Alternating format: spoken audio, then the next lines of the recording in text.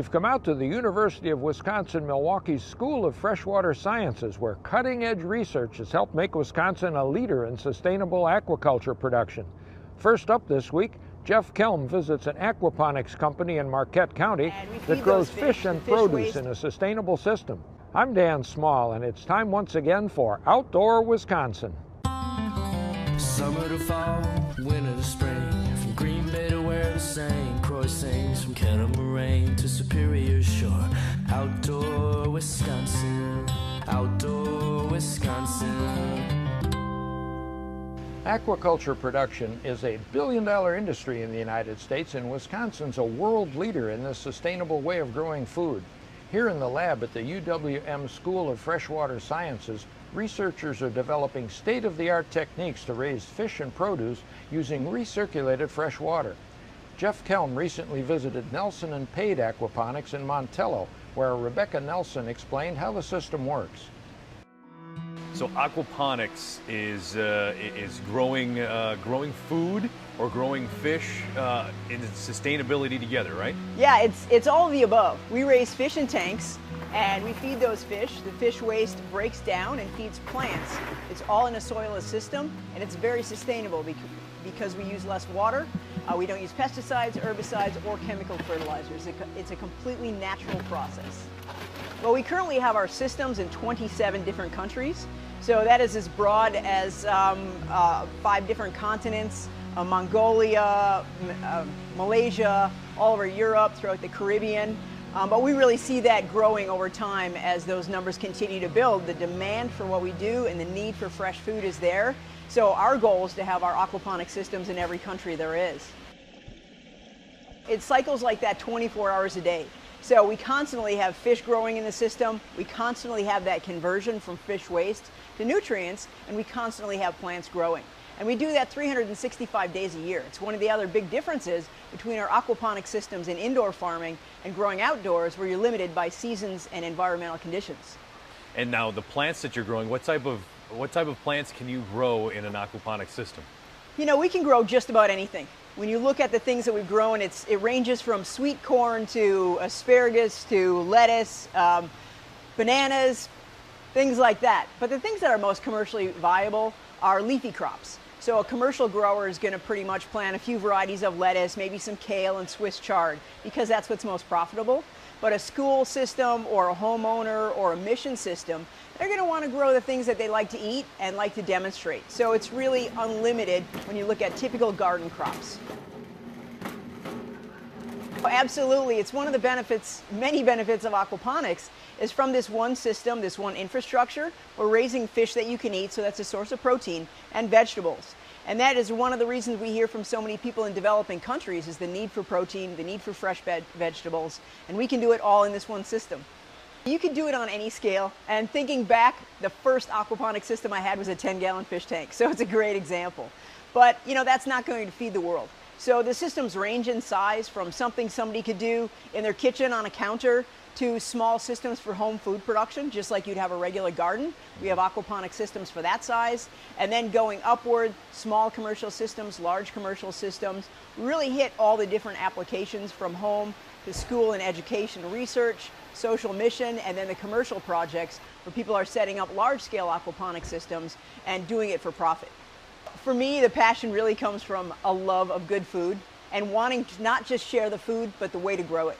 So the fact that we're very sustainable, the food, the end result of what we produce is very, very high quality, and just wanting to be able to help other people do the same thing and produce the same quality food anywhere in the world, that's really our motivation. Rebecca, we're at the looks like the seed table. It looks like a lot of very young plants here. I see some just seeds sitting in what looks to be almost like moss. Can you explain to us what we're seeing here and where we go from this? Sure. Well, the germination table is where it all starts for the plants, and we start everything from seed in our greenhouse so that we're not bringing in any soil, because remember, it's a soilless system. So we actually grow in a material called rock wool, which is chemically inert. It's not dirt. It's just a fibrous little cube that provides perfect conditions for both germination and seedling development. So in this example, where we have new seeds that were planted today, in 24 hours you'll see germination occur, and in 48 hours you see the first green leaves. So the conditions are ideal for rapid growth. Now this seedling, once it's about 3-4 days old, will spend another week here on the germination table. So once it's at about 10 days old, it's ready to go to its next location, continue growing. So once they leave the germination table, they come out here to the plant nursery where the spacing is a little wider, and then they spend another 10 or 12 days here in the nursery, always trying to get a high quality seedling ready to go in the main raft production area.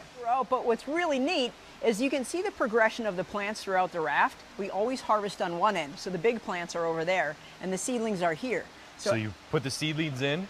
We put the seedlings in, and then every single day on the far end we harvest the lettuce, so we make room to just push all these rafts ahead.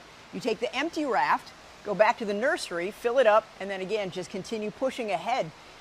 The really amazing thing is that from seedling to harvest is 18 days in the raft. And that all goes back to the efficiency and the profitability of the system. Sure. The rafts don't have to be that big to grow an enormous amount of food. And just in these rafts that you're looking at, we harvest about 144 heads of lettuce a day. And you're not dealing with pulling weeds. We're not dealing with pulling weeds. No dirt, no grit. It's a very, very beautiful environment to work in. And very little pests. Very little pests. Part of that is we're in a controlled environment.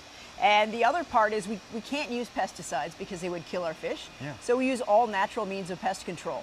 So we bring in good bugs to prevent bad bug populations from happening. Seems simple enough. This is awesome. This is beautiful, leafy green. I almost want a salad right now. Ever since I was a tiny kid, and I grew up in Wisconsin, you know, sitting on the side of the lake fishing or watching fish, I've always had this passion for fish. And as an adult, John Pade, my partner, and I started doing hydroponics, which is just soilless plant production. When we realized that we could combine this passion of raising fish with the hydroponic systems and have an all-natural fertilizer source and then not rely on chemical fertilizers, it just made complete sense. And that goes back to, the early 90s. So we've been doing aquaponics since then, and what started as kind of a obscure science experiment has grown into a full-blown industry that's feeding people around the world. We raise tilapia, as well as most of our customers do, and it's the 4th most consumed seafood item in the United States. So there is a huge market demand, but the reasons most of us use tilapia is they're very fast growing, and they're also very hardy, and you can get the fry, the little fish, all year long. So we can do staggered stockings and rely on the fish staying healthy, being healthy, and growing fast. And the example of that growth rate is when we stock a 50-gram fish, so that's a fish about 2 inches long, into our grow-out system. In 6 months, it's ready to harvest at 1.5 pounds. And that's really fast. Now, there are other fish that you could use. The University of Wisconsin right now is doing research on walleye. We've raised bluegill and crappie and bass and many, many other species that are freshwater fish, but none of them grow as fast as the tilapia. So that really makes it a great choice. And when you raise it right, it's a really good tasting fish. So Rebecca, now we've got some small fish here. We got some fry back this way, and they kind of grow out into these tanks here. And this is kind of where it all starts for somebody if they're, wanting to put a system together, right? Yep, absolutely. You need to start with the small fish. So we actually bring in the tilapia fry at about 1/2 gram each. And once they come into the greenhouse, then we raise them in a nursery until they're big enough to stock in the main commercial system. So this is the fish nursery. These fish came in about a month ago. They grow very rapidly at this size and at this stage of development. And when they're this size, we're feeding them 5 times a day. And then as they get bigger, their dietary needs change. We need a lower protein diet, and we feed them less often. So once they're at the grow-out stage, we only feed 3 times a day. Is every month we have a tank of fish ready to harvest. So we harvest that tank, and then we have these guys, the little ones, ready to stock in there. So we harvest about 400 pounds of fish. We put in a couple of 150-gram fish, and the whole process continues. All right, well, let's go check that out. I'm going to sprinkle a little more feed in here for these ones, and we'll check out the rest of the system. All right. So it takes about 6 months to get from that 50-gram fish to the size that are ready to harvest. 6 months. So these fish in this particular tank, they're all about 5 inches or so, somewhere in there, 6 inches. and they'll all stay about that same size. You won't remove them here until you're ready to harvest them. Exactly. These guys are, they have a couple of months to go before they're ready to harvest. So we don't move them around once they get in these tanks. They just get there as a 50-gram fish, grow up to harvest size, and then all of the tanks are staggered at different ages.